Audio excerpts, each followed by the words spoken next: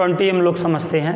तो question number 20 क्या कह रहा है देखिएगा, कह रहा है एक चर बिंदु पी एक्स कामा वाई की रेखाओं x plus Y minus 5 equal to 0 और 3x minus 2y plus 7 equal to 0 से लांबिक दूरियों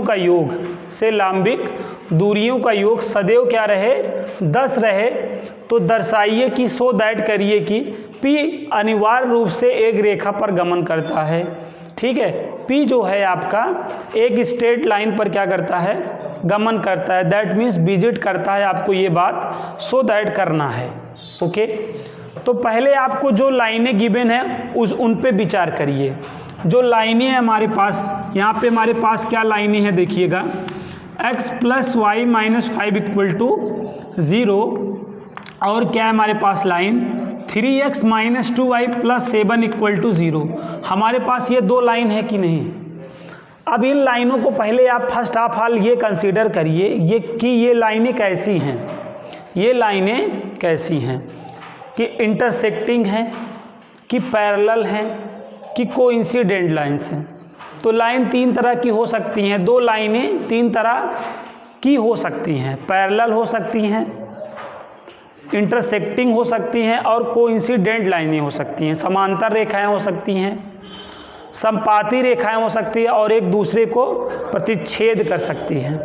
तो समझ में आया बात। तो यहाँ पर देखो, अब अगर आपको जानना हुआ कि ये लाइन कैसी हुई तो आप हमेशा क्या किया करते हैं, एक्स वाई के कॉफिशिएंटों का रेशियो किया करते हैं। तो यहाँ पे करिए तो आप करेंगे 1/3, यहाँ पे 1/-2।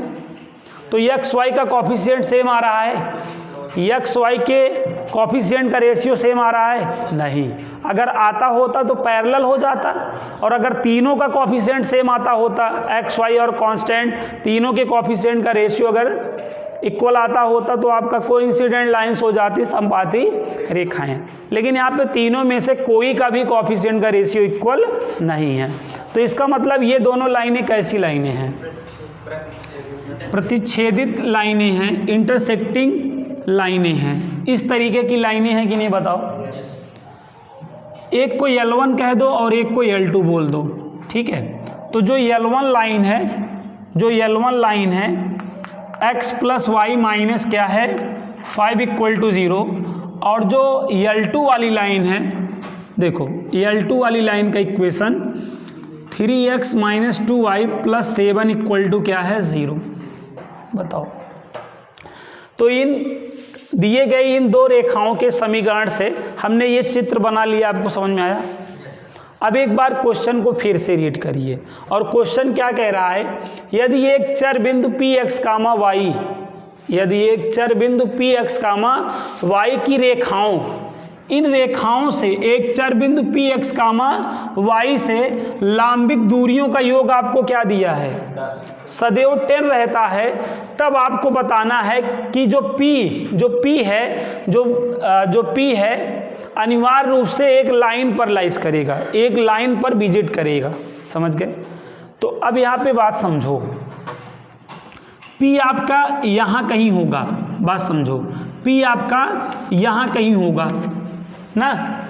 P से ये जो फर्स्ट वाली लाइन है, P से ये जो फर्स्ट वाली लाइन है और ये जो सेकेंड वाली लाइन है, इनकी दूरियों का योग क्या है 10 है कि नहीं बताओ। लांबिक दूरियों का P से इन दोनों रेखाओं से लांबिक दूरियों का योग क्या रहता है, हमेशा सदैव 10 रहता है, आपका क्वेश्चन बोल रहा है। तो ये देखो, ये परपेंडिकुलर है तो इसको m बोल दो, ये भी परपेंडिकुलर है, इस चीज़ को n बोल दो। ठीक है। अकॉर्डिंग टू क्वेश्चन क्या दे रखा है कि Pm plus Pn equal to आपको 10 दे रखा है। बोलो। कह रहा है वेरिएबल पॉइंट से इन लाइनों की जो परपेंडिकुलर डिस्टेंस का सम है वो हमेशा क्या रहता है, 10 रहता है। समझ गए। वेरिएबल पॉइंट से इन लाइनों की जो परपेंडिकुलर का डिस्टेंस का सम है वो क्या रहता है, 10 रहता है। समझ गए बात को।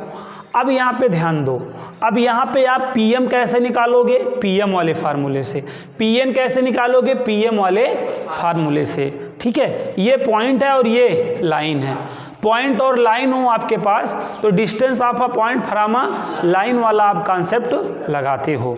अगर आपको एक बिंदु दिया हो और रेखा का समीकरण दिया हो और आपको क्या निकालनी हो, दूरी निकालनी हो, तो आप हमेशा सबसे शक्तिशाली फार्मूले का यूज करते हैं। मतलब आप इस फार्मूले का यूज करते हैं, mod of ax1 plus by1 plus C upon under root a² plus b² use करते हैं। आप हमेशा ध्यान में रखें, यहाँ पे x1 y1 का रोल कौन निभा रहा है, xy। कभी भी बच्चों, ठीक है, कभी भी प्यारे बच्चों x1 y1 का रोल अगर x, y निभाने लगे, x1 y1 का रोल अगर x, y निभाने लगे तो हम डायरेक्टली फार्मूले को कैसे अप्लाई करेंगे आइए जानते हैं। जैसे हमें pm की वैल्यू बतानी है, क्या बतानी है, pm की ना, पॉइंट से लाइन पे परपेंडिकुलर डिस्टेंस की वैल्यू बतानी है ना। तो आपको लाइन का इक्वेशन दिया है कि नहीं बताओ। इस लाइन के इक्वेशन में क्या करिएगा, इक्वल टू जीरो को भूल जाइए, इक्वल टू जीरो को हटा दीजिए और pm के प्लेस पे आप ऊपर क्या लिख दीजिए, x प्लस वाई माइनस 5 और नीचे अंडर रूट x के कॉफिशिएंट का स्क्वायर और y के कॉफिशिएंट का स्क्वायर, ठीक है। अब अगर अभी आप pm का फार्मूला लगाते हैं तो भी आप यही चीज़ पाएंगे। बताओ, तो हम आपको क्या बता रहे हैं, हम कैसे डायरेक्ट वे में अगर हमें पॉइंट और लाइन गिवन हो, अगर हमारा पॉइंट x, y बन रहा हो, लाइन हमारी ये हो, तो हम कैसे डायरेक्ट वे में pm की वैल्यू रिटर्न कर सकते हैं। समझ में आया बात। तो हम ऐसे रिटर्न करेंगे, यहाँ पे हम मॉड नहीं लगा रहे हैं। मॉड हमें तब लगाना रहता है जब केवल एक ही पक्ष रहे। अब यहाँ पे इन दूरियों का योगफल 10 है ना, तो यहाँ पे मॉड लगा के कैलकुलेशन बहुत लेंदी हो जाएगा ना। मॉड आप समझ रहे हो, जब दो पार्ट होते रहते हैं इक्वल टू से ना, एक साइड pm हो एक साइड नंबर हो, देन मॉड लगाना उचित होता है। तो यहाँ तक बात समझ में आ गया। अब यहाँ के बाद प्लस क्या करेंगे, प्लस अप्लाई कर लेंगे। प्लस जैसे आपने pm की वैल्यू रिटर्न की वैसे आप pn की वैल्यू रिटर्न कर लेंगे। क्या करेंगे, इक्वल टू जीरो को भूल जाएंगे, 3x माइनस 2y प्लस 7 और अपान क्या कर देंगे, अपान अंडर रूट x के कॉफिशिएंट का स्क्वायर प्लस y के कॉफिशिएंट का स्क्वायर इक्वल टू 10 कर देंगे। समझ में आया बात। अब आप थोड़ा सा कैलकुलेशन कर लीजिए, आप आंसर पा जाएंगे। अब इसको सॉल्व करेंगे तो √2 आएगा, है ना। ऐसे बगल वाले को सॉल्व करेंगे तो क्या आएगा बताएं आप, कमॉन, अंडर रूट 13 हो जाएगा, क्योंकि ये 9 और ये 4 हो जाएगा, 9 और 4 13 हो जाएगा, इक्वल टू बताइए 10। यहाँ तक आ गया समझ में। अब ये देखिए, ऐसे क्रॉस मल्टीप्लाई होगा कि नहीं बताओ, होगा, तो करो। तो ये क्या हो जाएगा, under root 13x plus under root 13y minus 5 under root 13 की नहीं, और यहाँ पे क्रॉस मल्टीप्लाई होगा 3 under root 2x minus 2 under root 2y plus 7 under root 2, और यहाँ पे एलसीएम क्या हो चुका है, under root 2 into under root 13, यही तो एलसीएम था, इक्वल टू 10। समझ में आया। एलसीएम का 10 में मल्टीप्लाई हो जाएगा कि नहीं बताओ। और यहाँ पर देखो कॉमन क्या है, x कॉमन कर लो तो क्या हो जाएगा, बोलो, under root 13 plus 3 under root 2 into x हो जाएगा कि नहीं। इसमें देखो, जिसमें डबल लाइन लगा रहा हूँ, y कॉमन है कि नहीं, बोलो।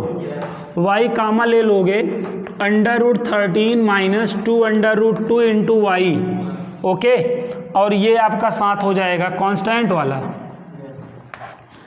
माइनस क्या हो जाएगा 5 under root 13 plus 7 under root 2, और 10 का इससे मल्टीप्लाई हो जाएगा, तो 10 under root 2 under root 13 plus में रहेगा, इधर ला लो, minus 10 under root 2 into under root 13 equal to बताओ 0। ठीक है। अब आप यहाँ पर देखो, ये आपका AX और ये आपका BY और ये पूरा आपका C इक्वल टू 0 है कि नहीं। क्वेश्चन ने क्या कहा था, क्या शो दैट करो, आप ये शो दैट करो कि जो P है वो अनिवार्य रूप से एक रेखा पर गमन करता है। तो देखो ये जो इक्वेशन आया, P की हेल्प से देखो जो इक्वेशन आया, PM plus PN equal to 10 की हेल्प से जो इक्वेशन आया वो क्या है, equation of a straight line का ही इक्वेशन है। देखो equation of a straight line की जनरल फॉर्म ये होती है कि नहीं, अगर PM plus PN equal to 10 की हेल्प से equation of a straight line की जनरल फॉर्म जो है फॉर्म हो रही है, दैट मीन्स P अनिवार्य रूप से क्या है, एक रेखा पे गमन कर रहा है। तो ही तो देखो जो रेखा का व्यापक समीकरण होता है उसके रूप में इक्वेशन आया है, बताओ ना। AX plus BY plus C equal to 0 के फॉर्म में ये इक्वेशन आना क्या गवाही देता है, ये गवाही देता है कि P अनिवार्य रूप से एक रेखा पर गमन करता है। P ना जो है 101% एक लाइन पर विजिट करता है, और यही चीज़ हमें शो दैट करनी थी। सो हमारा क्वेश्चन शो दैट हो चुका है। आई होप ये क्वेश्चन भी आप लोगों को अच्छे से समझ में आ गया हो।